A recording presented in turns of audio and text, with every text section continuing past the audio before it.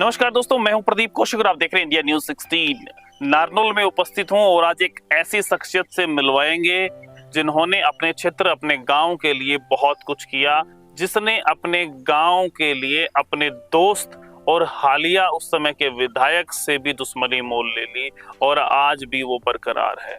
इनके समय में गांव में वो काम हुए जो कोई सोच भी नहीं सकता। बहुत बड़े बड़े गांव के काम इन्होंने करवाया।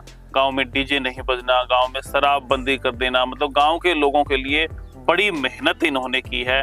और शख्सियत है राजेंद्र जी, सरपंच हैं बुंगार का गांव जो नांगल चौधरी विधानसभा में आता है। तो इनसे बातचीत करेंगे। बड़ा लाजवाब काम इन्होंने किया है, विधायकों को बनाया है इन्होंने और विधायकों को गिराया भी है इन्होंने। तो बातचीत करते हैं इनसे। सर, स्वागत है आपका इंडिया न्यूज 16 में।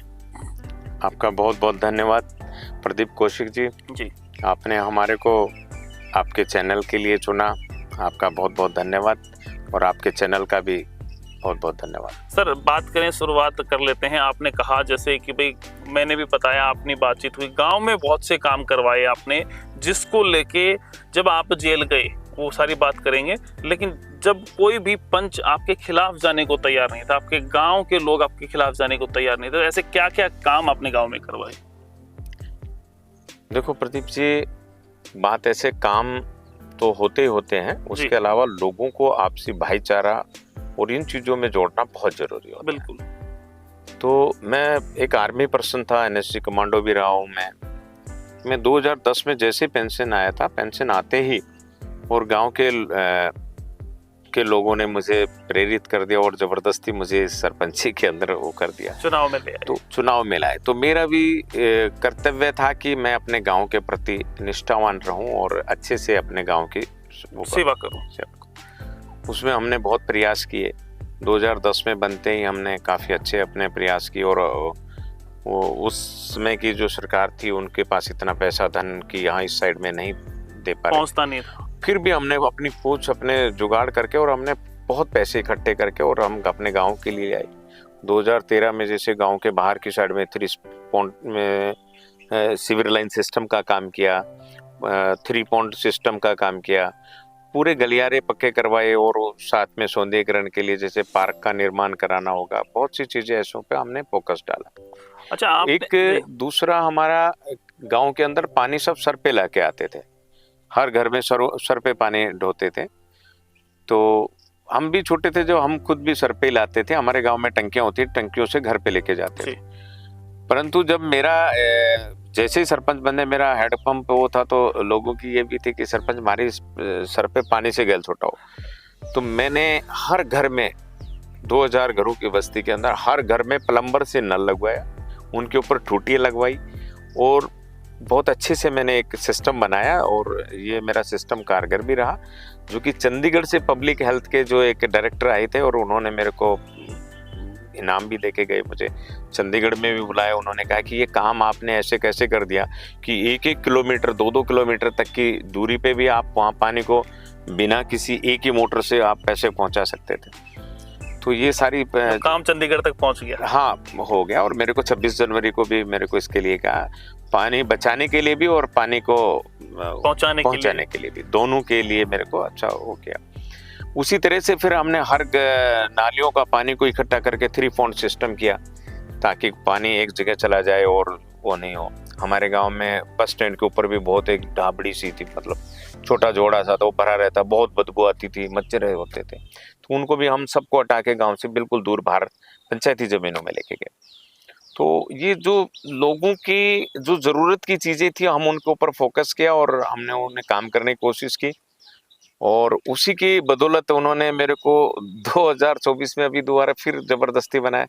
जबकि आप समझ सकते हो कि आजकल कितने कास्टिजन है, बिल्कुल बिल्कुल, कितना जातिवाद है और उसके अंदर फिर भी मेरे अपने कास्ट के तो सिर्फ 100 वोट से भी कम है। अच्छा। और 4700 वोटों का हमारा गांव है, इस क्षेत्र का नांगल चौधरी का सबसे बड़ा गांव है। अच्छा, आप ये कह रहे हैं कि मैं पानी गांव में भी लाया और गांव से घर तक भी आपने नल से पहुंचाया। जी जी। लेकिन मैं जहां तक सुनता हूं, चाहे वो नांगल चौधरी हो, चाहे नारनौल हो, चाहे महेंद्रगढ़ हो, पूरे जिले में कहा जाता है कि भाई जो नांगल चौधरी से विधायक रहे हैं, मंत्री रहे हैं सिंचाई, वो महेंद्रगढ़ जिले या दक्षिण हरियाणा में पानी लेके आए?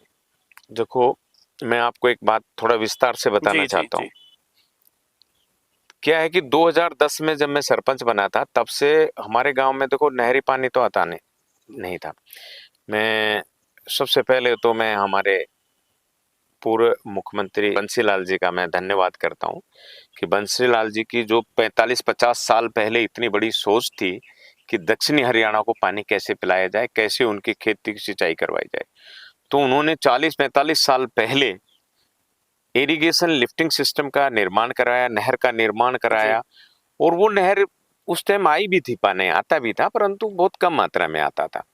उसके बाद में जो बीच की सरकार रही, उन्होंने उस पानी को आने नहीं पहुंचा पाई। उनका इस क्षेत्र की तरफ ध्यान नहीं था, इसलिए यहाँ पानी नहीं आया। तो वो उस चीज के हम बड़े वो थे। तो मैं 2010 में जब सरपंच बना, तो ये सारे क्षेत्र को पता है कि मैं 13 बार धरना दिया है मिनी सचिवालय में, जो धरना हमारे 5 से 7 दिन तक चलता था। तो 2010, 11, 12, 13, 14, 15 तक हमारा धरना चला। और अभय सिंह विधायक जी से मेरी धरने के ऊपर 2014 लास्ट के अंदर धरने के ऊपर ही बिगड़ी थी। अच्छा जी। उन्होंने कहा कि तू मेरा वोटर होके तू मेरा इतनी मदद करी और अब तू मेरे खिलाफ खड़ा हो रहा है। मैंने कहा सर, मैं गांव का सरपंच हूँ, मेरे गांव के किसानों के साथ हूँ, मैं आपके इसमें मैं खड़ा नहीं हूँ। वो कहता तू, हम धरने पे टेंट लगा के आराम से बैठ जाते थे और वो जब तक पानी नहीं आता था तब तक रहते थे। कुछ आदमी हम भूखे रहते थे, भूख बाकी हड़ताल होती थी। भूख हड़ताल होती थी, बाकी लोग वैसे रहते थे। तो ये मेरे पे प्रेशर बनाने लगे, तू खड़ा हो जा। फिर दूसरा दिन आ गया, तू खड़ा हो जा, मेरी बेइज्जती हो रही, मेरे को ऊपर चंडीगढ़ तक दबाव देना पड़ रहा है। फिर तीसरा दिन आ गया, चौथा दिन आ गया, तब तक पानी नहीं आया। पर 5वें दिन तक जब लास्ट छोर तक पानी आया, तब एसडीएम साहब ने मेरे को जूस पिला के खड़ा किया। तो इसमें अभय सिंह जी मेरे से उस समय बहुत नाराज हो गए, तू मेरी बेइज्जती करता है। तो सबसे बड़ी बात यह है कि जो बीजेपी सरकार है ना, जी। इनकी नीति बहुत अच्छी है। बीजेपी सरकार ने दक्षिणी हरियाणा को पानी देने का निर्णय ले रखा था। अगर भाई इस क्षेत्र में सबसे बड़ी पानी की दिक्कत है, सिंचाई की दिक्कत है, पीने के पानी की दिक्कत है, तो ये नहरी पानी के लिए विशेष फोकस था। कुछ तो वो चाह रहे थे और कुछ आपने धरने दे दिए। हाँ हाँ। तो फिर जब 2014 के बाद में जो अभय सिंह विधायक जी थे, वो उन्होंने भी अपना जोर लगाया कि भाई चलो, ये लोग रोज धरने पे बैठेंगे तो मेरे को तो बड़ी मुसीबत होगी। परमानेंट हाँ, ये सॉल्यूशन मेरे चाहिए। आदमी नहीं मान रहे, तो जनता तो बहुत इसमें। तो फिर सरकार की नीतियों थी और उन्होंने क्या काम किया, जो इरिगेशन लिफ्टिंग सिस्टम था, उसके कुछ पाइप थे, जी। कुछ मोटरें थी जो खराब पड़ी थी, उनकी रिपेयर का बजट आया। ठीक और करवा दिया। और वो जब मोटरें ठीक हो गई तो पानी तो आता था, पर वो लिफ्टिंग ही नहीं हो पाता था। तो फिर पानी आने लगा और पानी लास्ट छोर तक पहुंचने लगा। फिर उसमें क्या है कि हमारे जो पूर्व विधायक जी हैं, मंत्री जी हैं, ये हर बार पे जाके अपनी खूब फोटोएं खिंचाते हैं, खूब फोकस करते हैं, अपने आप को पेपरबाजी दुनिया भर की करते हैं कि मैं, वो अपने आप को श्रेय देते हैं, नहीं कि सरकार को देते हैं। आप पेपर उठा के देख लीजिए, आप कोई भी पेपर उठा के देख लीजिए, वो यही बात कहेंगे कि मैंने फलाने मंत्री को चिट्ठी लिखा तब ये काम हुआ, मैंने मुख्यमंत्री जी को चिट्ठी लिखा तब ये पानी आया, मैंने फलाने को ऐसे किया तब ये हुआ। ये कभी नहीं कहता कि सरकार की नीति है और ये सरकार पानी पहुंचा रही है। अगर कहीं भी किसी पेपर में हो तो मुझे दिखिए, किसी पेपर में नहीं है कि भाई ये सरकार का ये काम है, सरकार की नीति है, सरकार करती है। क्या नहर क्या टेली के अंदर नहीं है? क्या नहर जी, नारनौल के अंदर नहीं है? बिल्कुल। क्या नहर महेंद्रगढ़ के अंदर नहीं आती है? क्या उन लोगों को पानी की जरूरत नहीं थी?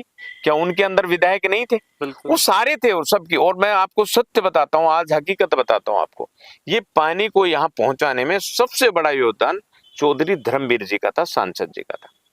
चौधरी धर्मवीर जी सांसद जी इसके ऊपर बहुत बड़ा फोकस लेकर वो लिया था, जिसकी मुख्यमंत्री, हमारे जो पूर्व मुख्यमंत्री जी थे मनोहर लाल खट्टर जी, उन्होंने उनकी प्रशंसा भी की थी जी बिल्कुल। कि कि नहरी पानी के ऊपर जितना ज्यादा फोकस किया और जितना ज्यादा मेरे को नक्शे और ये सब बना के दिया मेरे को कि मैं किस तरह से इसमें लास्ट छोर तक पानी पहुंचाया जाए, ये चौधरी धर्मवीर जी की उन्होंने बढ़ाई करी है।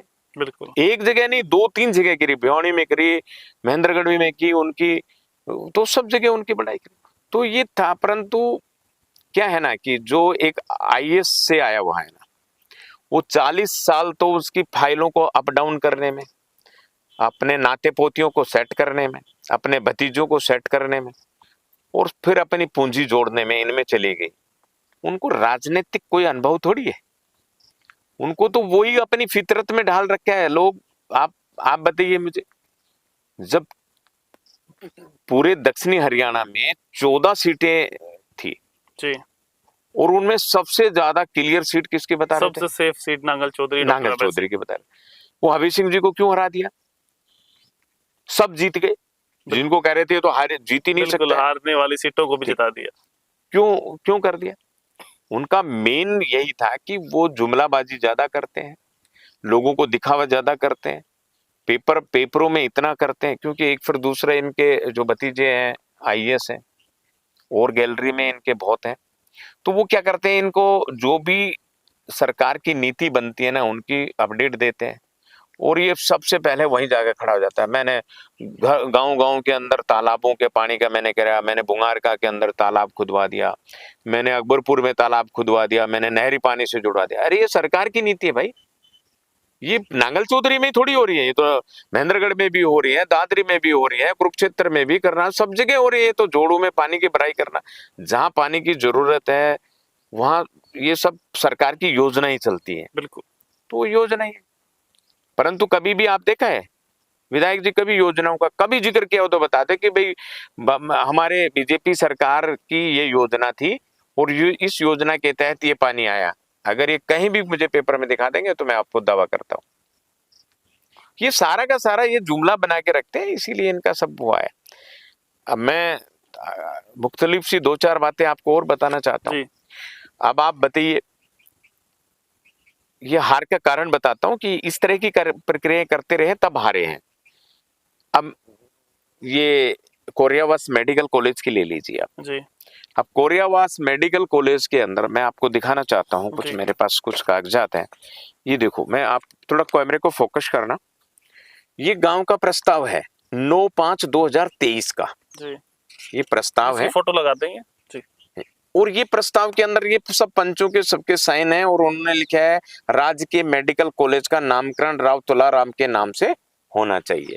ये बिल्कुल क्लियर लिखा है, ये 9/5/2023 का है। ठीक है, ठीक है।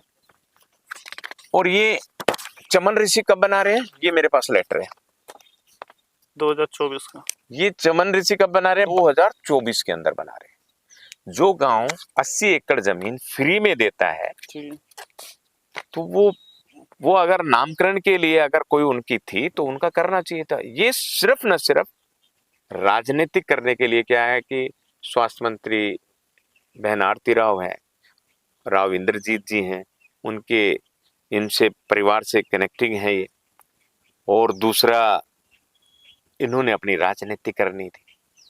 राजनीति ये करनी थी कि भाई चमन ऋषि कर देंगे तो इन्हीं चीजों में उलझे रहेंगे और राजनीतिक इनकी वो हो जाएगी। और ये षड्यंत्र वश इसका नाम ये किया गया है, आप सब देख सकते हैं। अगर इसमें षड्यंत्र की बू नहीं है तो बताइए ना। बिल्कुल, जो 80 एकड़ जमीन दे रहा है कि इतनी ऐसी जगह में नारनौल शहर के साथ में वो दे रहा है।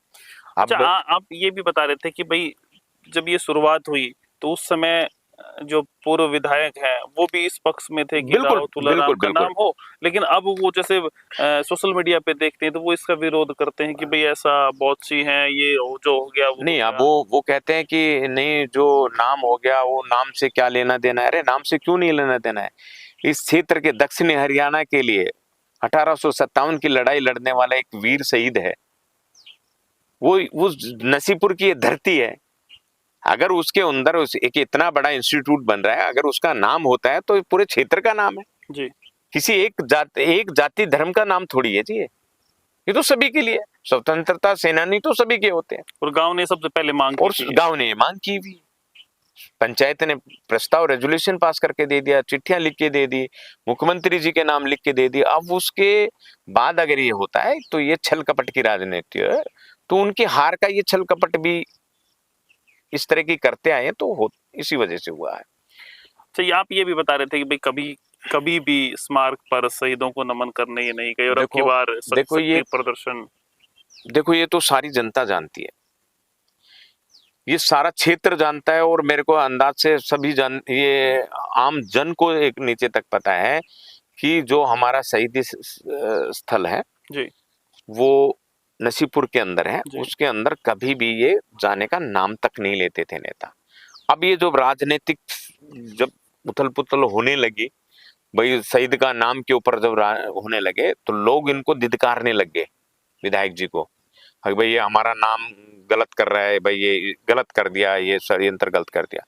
तो अपनी साख बचाने के लिए, आगे के लिए साख बनाने के लिए, और अपनी कुछ बची कुची साख को बचाने के लिए जनता को इकट्ठा कर दिया। आपको पता है, मेरे अंदाज से महेंद्रगढ़ से भी 100 गाड़ियां के लगभग आई थी शायद, दूसरी जगह से गाड़ियां लेके हाँ। आए। पूरे पूरे दक्षिणी हरियाणा के सभी जिलों, पूरे जिला महेंद्रगढ़ से गाड़ी आई, भर भर के बुलाए। वो तो एक प्रदर्शन कर रहा था, अपना अपना शक्ति प्रदर्शन कर रहा था। और जबकि एक शहीद के लिए इस तरह का काम करना ठीक शोभा तो नहीं देता है। खबरें भी चली थी भाई शहीद को लेके अपने शक्ति प्रदर्शन हुआ, ये हुआ, हाँ, राजनीति हलचल हाँ, हुई। तो ये तो आप देख सकते हैं। अच्छा, आप ये बात भी कह रहे थे कि भाई मेरी अहम भूमिका थी डॉक्टर अभय सिंह यादव को 2014 को जिताने में, और मेरी अहम भूमिका है अभी हाल ही में 2024 चुनाव उनको हराने में। देखिए जी, मैं 2014 की बात बताता हूं आपको। 2014 के अंदर मेरे गांव का श्री कृष्णा कोचिंग सेंटर वाले राम सिंह जी खड़े थे जी। और अभय सिंह जी को हमने पहले से, मैं सरपंच एसोसिएशन का प्रेसिडेंट था जी। उस टाइम, मैं प्रेजेंट सरपंच था। तो प्रेजेंट सरपंच होने के नाते भी आप समझ सकते हो, मैं मेरे गांव के जो आदमी खड़ा था, राम सिंह खड़ा था, उसने देसी घी का भंडारा करके और गांव को इकट्ठा कर लिया। और मैंने उसको, इस अभय सिंह जी के लिए मैंने अपना दुश्मन तैयार कर लिया उसको। मैंने भरी पंचायत हमारे के अंदर कहा, भाई चाचा जी आप कभी गांव में आते नहीं हो, और हम आपको अभी वोट नहीं सहयोग नहीं करेंगे आपका, और हम अभय सिंह विधायक जी के साथ हैं। नहीं सॉरी, अभय सिंह आईएएस जो रिटायर है उनके साथ है, सॉरी। मैंने कहा उस समय विधायक नहीं हाँ, थे वो। उसमें विधायक नहीं थे, सॉरी। उस टाइम में आईएएस आए थे, रिटायर थे, और हमारा उनसे अच्छा लगाव था। मैंने टारगेट पीएमटी का कोचिंग सेंटर खोला था, उसके इनॉग्रेशन भी हमारे उन्होंने आईएएस अधिकारी अभय सिंह यादव जी ने किया था, यहाँ शिव कॉलोनी के अंदर किया था। तो मेरे अच्छे लाइजन थे उनके साथ में। तो मैंने कहा कि भाई वो जो आईएएस आए हुए हैं, पढ़े लिखे हैं, हमको भी नहीं मालूम था कि इस तरह के पढ़े लिखे हैं, तो पढ़े लिखे हैं, अब हम उनको सपोर्ट करेंगे। और मैंने 14 सरपंचों को लेकर उनको समर्थन दे दिया। ठीक है। उसके बाद हमारे गांव में, जो मैं बता रहा था कि भाई हमारे गांव का वो जो श्री कृष्णा कोचिंग वाले जो थे जी, तो भंडारा लगा रखा, खड़ा कर ले, मको जी नहीं देंगे आपको वोट। कितने वोट आपने उनको दिए फिर? 2400 के लगभग तो हमने, और उनको राम सिंह के 161 वोट आए। अच्छा, गांव के व्यक्ति के 161 वोट? वो मेरा विरोध की वजह से उसके 161। तो गांव में टोटल कितने वोट थे? हमारे 4700 वोट हैं। अच्छा, उसमें से तो अभय सिंह जी को, 2400 वोटों के लगभग थे। ठीक है। तो और उस टाइम मैं अकेला साथ था इनके, और जो इनके और दूसरे भी पुराने सरपंच, आप झंडा लिए खड़े थे अभय सिंह जी का? जी जी बिल्कुल। तो इसलिए मैं कहता हूँ कि ये 900 वोटों से तो सारे जीते थे। तो मैं मेरा योगदान इसलिए कहता हूँ कि अगर उस समय मैं मेरे गांव वाले के साथ में हो जाते तो ये कभी बनते नहीं। बिल्कुल। और हमको भी जेल जाने का अनुभव नहीं होता। हमें जेल भी पहुंचा है उन्होंने, एक बार नहीं 2 बार जेल पहुंचा। अच्छा जी। हाँ जी। तो वो, हाँ। और 2024 का इसलिए बताता हूँ हार का कारण, इन्होंने हर गांव में ना जी पार्टीबाजियां कर दी। हर गांव में, जैसे 2 सरपंच, एक को पकड़ लिया, दूसरे का तेल निकालने की कोशिश की। जैसे आपका निकाला? हाँ, मेरा निकाला। देखो, मैंने बहुत, गांव ने मेरे को बहुत इच्छाएं रख के मेरे को सरपंच बनाया 2022 में। मैं दोबारा सरपंच बना, 465 वोटों से मैं जीता। और शायद मेरे गांव के लोगों से आप पूछ सकते हो कि जो 5 साल में काम होते हैं वो मैंने 5 महीने में करना शुरू कर दिए थे लगभग। मैंने गांव में एक अपने क्षमता से पंचायत का एक मैरिज प्लेस तैयार किया, जैसे नारनौल शहर में होते हैं इस तरह का, उस तर्ज के ऊपर मैंने किया। और पूरे गांव की जैसे 33 फीट से फिरनी थी, जिसमें 8-10 फीट बची हुई थी, उसको 33 की 33 फीट की ई लाइब्रेरी लेके आए। गांव में एक नॉलेज सेंटर था उसके लिए। तो अभी इसके अंदर इसने जो मेरे को बाद में जो जेल भेजने का कारण हुआ था जी, वो विधायक जी ने के ही सारे षड्यंत्र से मेरा हुआ था, क्योंकि मैं इनके विरोध में था। आप विरोध में थे तो आपको सरपंच होते हुए जेल में पहुंचा दिया? हाँ, उसका सरपंच होते हुए पहुंचाने का देखो उसका इनका ये था कि मैं गांव की 90 एकड़ जमीन थी पंचायत की जिसपे कब्जा था। जी 34 एकड़ जमीन थी मंदिरों की, जिनके ऊपर लोगों ने 52 साल से कब्जा कर रखा था। मैंने आपसी भाईचारे में पूरे 1905 का मैंने उर्दू का रिकॉर्ड निकाला, फिर उनकी हिंदी की, फिर उनको मैंने पटवारी से सारा उनका सब कुछ लेके मैं उनके पास पहुंचा कि भाई देखो आराम से छोड़ते हो तो बहुत अच्छी बात है, नहीं तो फिर पुलिस कार्रवाइयां छोड़नी तो और पड़ेगी। यहाँ प्रशासन कार्रवाइयां होंगी, फिर छूटेगी, बेइज्जती होगी, इसमें कोई फायदा नहीं। फिर मैंने पूरे गांव को इकट्ठा किया और पूरे गांव को हमने 10 बजे इकट्ठा किया और रात को शाम को 7 बजे तक हमारी मीटिंग चली, जिसमें हमने सारे सब लोगों ने सर्वसम्मति से कहा कि भाई सरपंच साहब पहली बार किसी पंचायत ने छोड़ने के लिए कहा है और हमने छोड़ दी वाह जी वाह। और पूरी जमीन छोड़ दी और हमने पूरी जमीन को उसी दिन हमने पट्टे पे भी छोड़ दी। बहुत बढ़िया। मंदिरों की जमीन की वही कमेटी बना दी और वो उसने कमेटी के हवाले कर दिया। फिर इसमें गलत क्या हुआ था तो कि वो जेल जाना? सराहनीय काम था और सब चारों तरफ मेरी होने लगे यार सरपंच ने बहुत जबरदस्त काम कर दिया। विधायक जी व्याकुल होते, भाई ये तो मेरा विरोधी आदमी अगर इस तरह से कर रहा है। उसके बाद एक ई लाइब्रेरी के लिए हमने एक पंचायत की जगह है, अब सपोज करो ये पंचायत की जगह है, जी अगर इसको मैं 4 दीवारी दूंगा 23,88,000 रुपए का टेंडर छूट जाता है। पहले ई टेंडरिंग से काम चले थे, जी 2022-23 तक तो ई बिल्कुल। टेंडरिंग से थे, तो हमने ई टेंडरिंग छुड़वा लिया। ई टेंडरिंग से काम हो रहा है तो अब इसको मैं नपत करके कराऊंगा। मैंने नपत कराया तो एक ही परिवार के लोगों ने 170 फीट बाई 70 फीट का कब्जा किया हुआ है। ठीक है। अब वो उनको हम गांव के लोग जाते हैं, पंचायत जाती है, हाथ जोड़ते हैं, भाई इनको छोड़ दो, आपका ये नहीं है। वो अभी सिंह विधायक की शरण में थे जी, वो छोड़ ही अच्छा नहीं रहे। हमने ये भी हाथ जोड़ दिया था, सारे गांव को पता है। अगर मैं कभी भी मेरी बात में कोई भी कमी हो ना जी, तो मैं उसका वो जिम्मेदार हूँ। हमारे गांव के लोग जाकर हमने ये कहा कि चलो तुम्हारा रास्ता नहीं है इस साइड में, फिर भी मैं 11 फीट का रास्ता देता हूँ, पहले इसको टाइल से पक्का करूंगा, उसके बाद में 4 दीवारी दूंगा, परंतु मेरे को 4 दीवारी दे लेने दो। मैं लड़ाई दंगा नहीं करना चाहता, मैं गांव का विकास करना चाहता हूँ। ठीक है।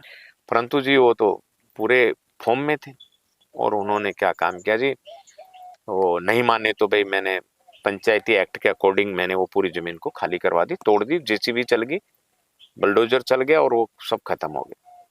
उसके 20 दिन के बाद जब मैं वहां जाता हूँ, नींव भराई के लिए जाता हूँ, तो विधायक जी ने एक वकील के साथ में बात करते हुए मुझे उस वकील ने खुद बताया, बोले यार मेरे को दुख हुआ है, मेरे को बाद में पता चला कि आप ऐसे आदमी हो। बोले मेरे साथ नारनौल में घूमते घूमते कह रहा है कि यार इसको ना मेरी जाति का नाम लेके कि इस आदमी को ना किसी न किसी तरह के साले को फंसाना पड़ेगा, बोला। अच्छा जी। हाँ, तो उस तरह से मैंने क्या, मेरे को उस आदमी ने इंडिकेट भी कर दिया, पर मैं सोचा मैं सत्य काम कर रहा हूँ, मुझे कोई परवाह ही नहीं थी।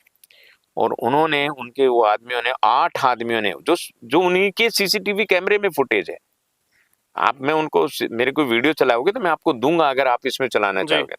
8 आदमी आते हैं, मुझे घेरते हैं और मुझे चारों तरफ से जमीन पे गिरा देते हैं।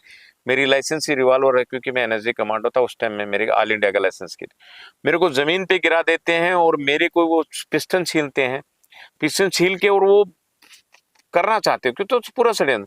मैंने बैरल पकड़ रखा है और उससे 2 फायर होते हैं अच्छा और जी। फायर उन्हीं के किसी एक आदमी के जरा से पैर पे टच होते हैं, जो कि डॉक्टर ने भी लिखा है कि नो डेंजरस टू लाइफ लिखा है, कोई उसमें कोई ऐसा मतलब नहीं, ज्यादा नुकसान? नॉर्मल है, नॉर्मल अभी भी नॉर्मल है और उस टाइम भी लगने के बाद भी नॉर्मल थे, उसमें ऐसा कोई नहीं था।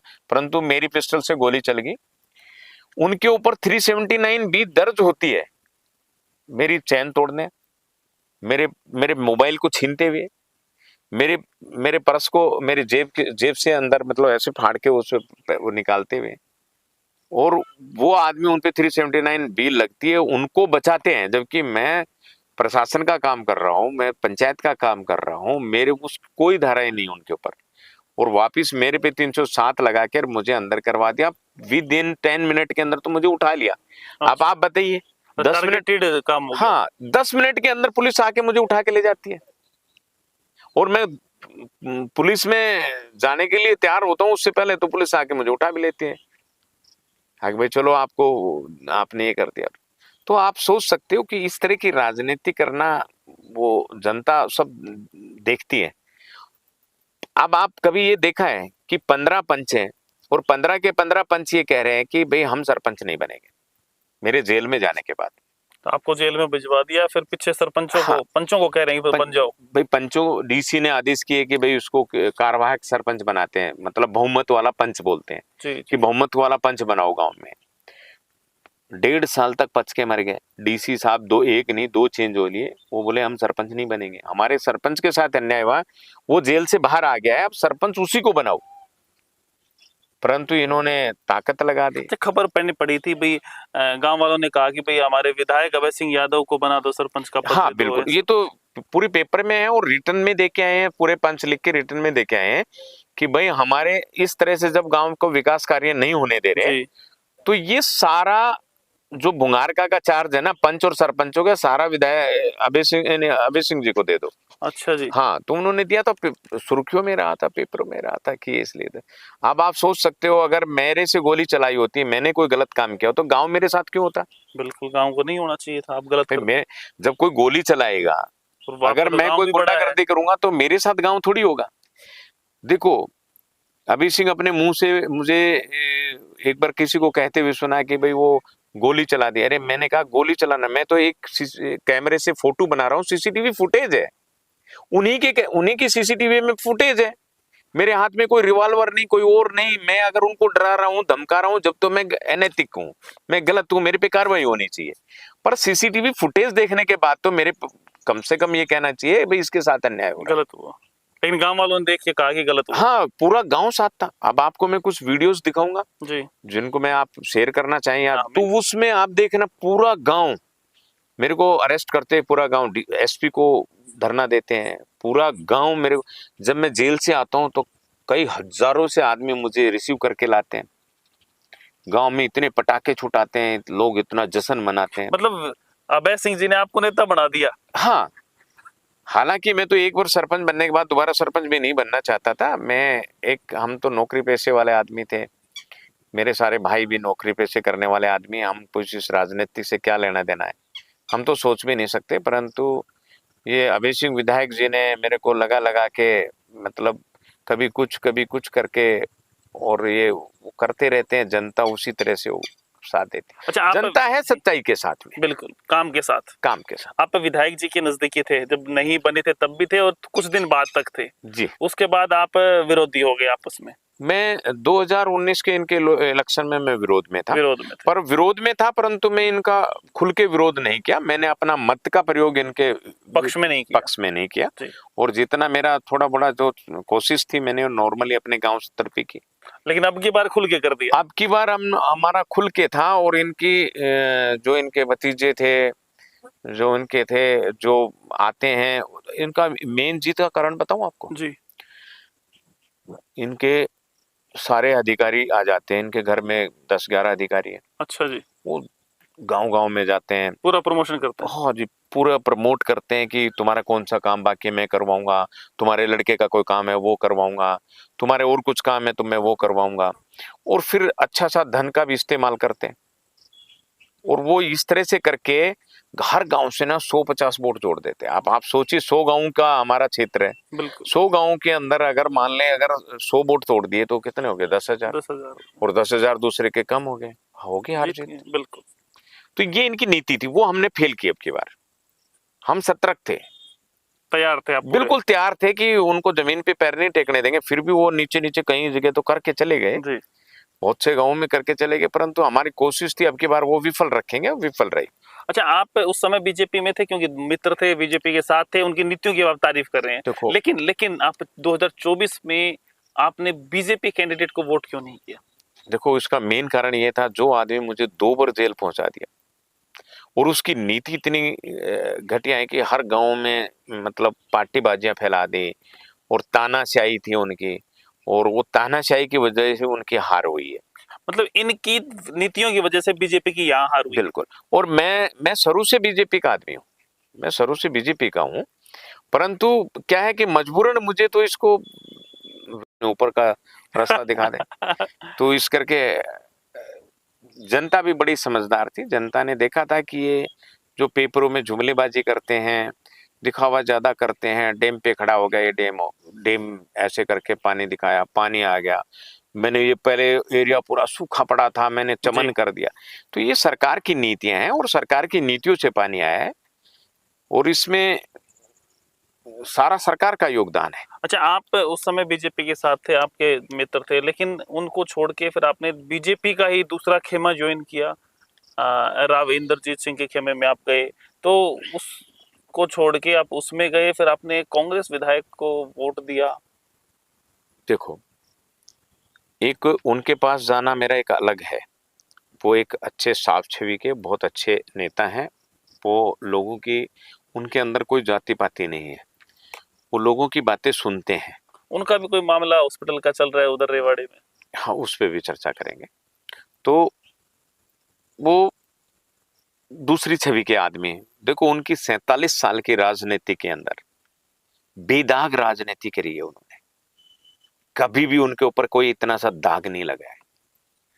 अभी वी सिंह विधायक जी पूरी 40 साल में फाइलें उल्टी नीची और भाई भतीजे किए, और आज वो उनका मुकाबला करना चाहेंगे तो जनता को पता है। अभी तो खबरें चल रही थी भाई, शक्ति प्रदर्शन करके बड़े नेता को टक्कर दी। कैसे टक्कर देगा? सारी जनता जानती है, टक्कर देता जब तो हारा हुई है। देखो, जनता मत का प्रयोग जानती है। अब बहुत से लोग ना इनसे बहुत चिढ़ते हैं, परंतु इनके सामने नहीं आ सकते हैं। बीजेपी के बहुत से नेता इनके खिलाफ हैं,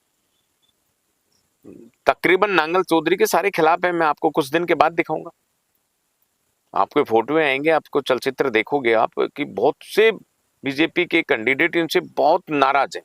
क्या आपके साथ साथ राव इंद्रजीत सिंह जो भाजपा में बड़े नेता है, उनकी बेटी ने भी चुनाव लड़ा, वो भी जीती, क्या उन्होंने भी डॉक्टर अभय सिंह का साथ चुनाव में नहीं दिया?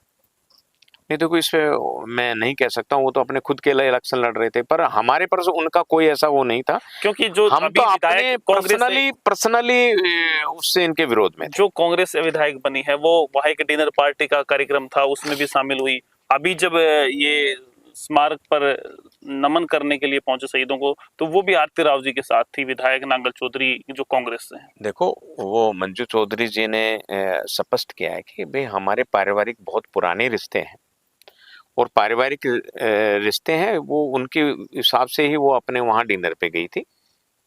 और जो अभी जो जाते हैं तो वो तो श्रद्धांजलि देने सभी गए थे। उसमें तो सभी ने पार्टियों के, जेजेपी के भी थे वहाँ, बीजेपी के भी थे, और उसमें अपने इनेलो पार्टी के भी थे, बहुत सारे नेता थे वहाँ।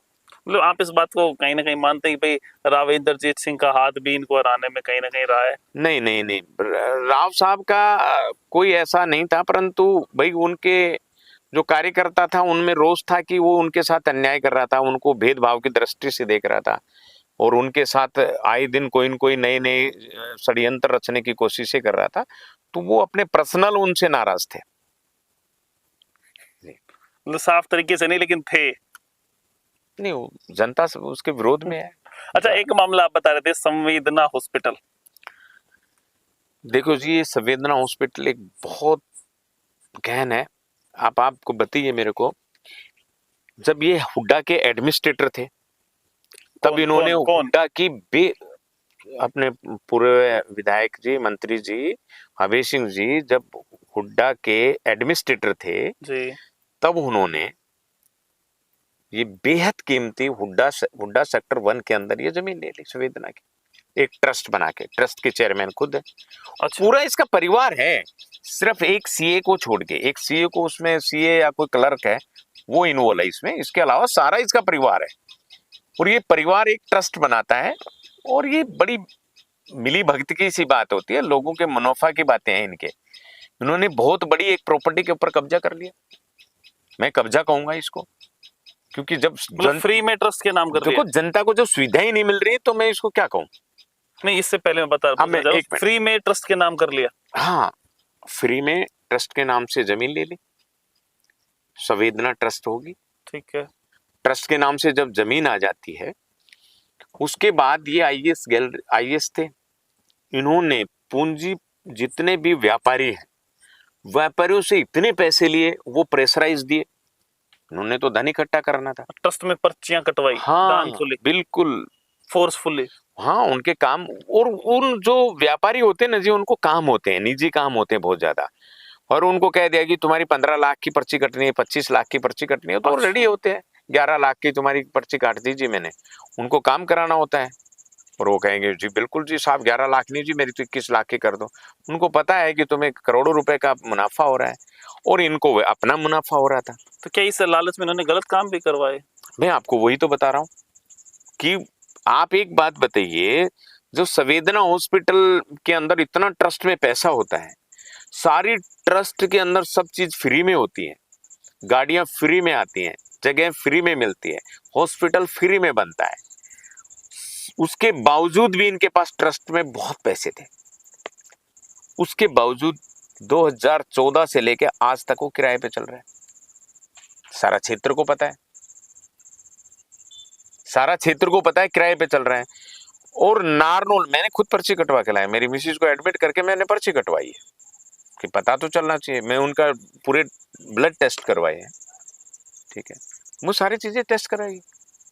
तो मैं, जो बाहर के रेट और यहाँ के रेट में कोई फर्क नहीं है। मतलब फ्री में जमीन ले ली ट्रस्ट के नाम, उसको किराए पे दे दिया। ओ हाँ बिल्कुल, और कोई लोग और चला रहे हैं उसको। और चला रहे हैं उसको, वो अपने मन मर्जी से अपना पैसा व्यस्त कर रहे हैं। मतलब ट्रस्ट का कोई काम नहीं लोगों ट्रस्ट के का लिए। कोई काम नहीं, ट्रस्ट से तो इनकी प्रॉपर्टी बन गई इनकी, भाई ट्रस्ट के ये मालिक, ट्रस्ट का बाहर का तो कोई है ही नहीं जी। परिवार के हैं, एक आदमी बाहर का है जो सीए है बता रहे। हाँ वो सीए या कोई क्लर्क है, मैंने ऐसा सुनने में आया है।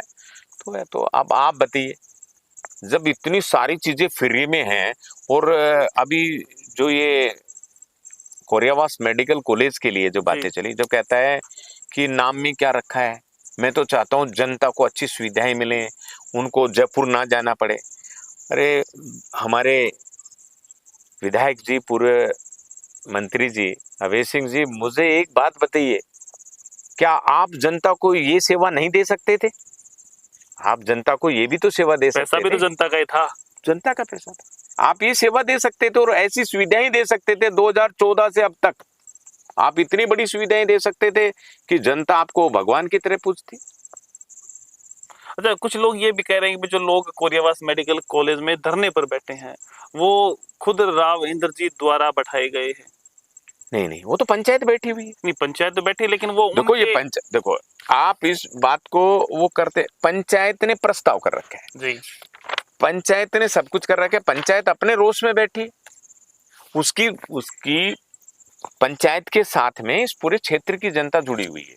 तो क्या उनके पूर्वज हैं इसलिए उनका नाम लिया जा रहा है? उनका नाम इसलिए घसीटा जा रहा है कि बहन आरती राव जी अभी स्वास्थ्य मंत्री है, ठीक है, और उनको किसी तरह इन चीजों में उलझाना, नामकरण में उलझाना या इन चीजों में करके उनकी राजनीतिक को डाउन करने की कोशिश करते हैं। पर ये जनता इतनी सियानी है, वो सब समझ गई, इनके सब ढकोसले समझ गई, और उन्होंने कह दिया कि ये सब पूर्व विधायक अभय सिंह यादव जी के सारे करे कराए हैं। उन्होंने पूर्व मुख्यमंत्री जी से हमारे राव साहब जी की थोड़ी कम बनती है, इनकी ज्यादा तो ये बनती है। सारी इनकी राजनीतिक वो है, बाकी ऐसा कुछ नहीं है। जनता सब समझ रही है कि ये सब खेल सिर्फ राजनीतिक का है, नामकरण का, बाकी ऐसा कुछ नहीं है। अच्छा कुछ सवाल ऐसे हैं जिनके आप हाँ या ना में जवाब दें तो ज्यादा अच्छे से जनता समझ पाएगी। क्या 2014 चुनाव जीते उसमें अभय सिंह जीते, उसमें आपका अहम रोल था?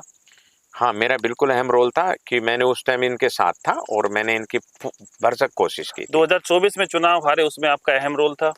हाँ 2024 में मेरा अहम रोल था, मैंने भरकश प्रयास किए और हमारे प्रयास सार्थक हुए और हमने इन्हें को हराने का काम किया। आपका अहम रोल रहा मंजू जी को जिताने में? हाँ इनको हराने में, पूर्व मंत्री जी अभय सिंह यादव जी को हराने में हमारा पूरा योगदान रहा। अच्छा मेडिकल कॉलेज को लेके आप क्या कहेंगे? नाम अब हो चुका, उसको बदलना चाहिए या नहीं? देखो मैं जैसा लोगों ने कहा भी नाम में क्या रखा देखो है? इस क्षेत्र की भावनाएं जुड़ी है, इस क्षेत्र की भावनाओं को देखते हुए नाम, लोग तो कहते हैं चमन ऋषि के साथ भी चमन ऋषि का बन रहा है ना जी, चमन ऋषि बीच में कहां से आ गया? भी दिया था शायद बीजेपी प्रदेश अध्यक्ष आए थे कि भाई इनके नाम से बहुत सी जगह हैं। बहुत सी जगह देखो, चमन ऋषि जी के नाम से वो टूरिज्म प्लेस बन रहा है ना जी, चमन ऋषि के नाम से बनाओ। पर जब पंचायत ने 80 एकड़ जमीन दी है, उनको अनादर कर रहे हैं, क्यों? रोहतक में किसके नाम से बन रही है? भिवानी में किसके नाम से बन रही है? बताइए ना मेरे को। चमन ऋषि का नाम लिखो ना वहां भी। मतलब आप ये कह रहे हैं कि भाई सब जगह ऐसे पूर्वजों के नाम से बनी हुई है। कोई रोहतक यूनिवर्सिटी, हिसार यूनिवर्सिटी हो या कोई मेडिकल कॉलेज हो, सारों के नाम है। पूर्व मुख्यमंत्री उनके नाम पे हैं वो तो। नहीं, पूर्व मुख्यमंत्री हो या फिर कोई दिग्गज जो हमारे प्रतिष्ठित जो भी थे उनके नाम से, उनसे नाम से बनी हुई थी।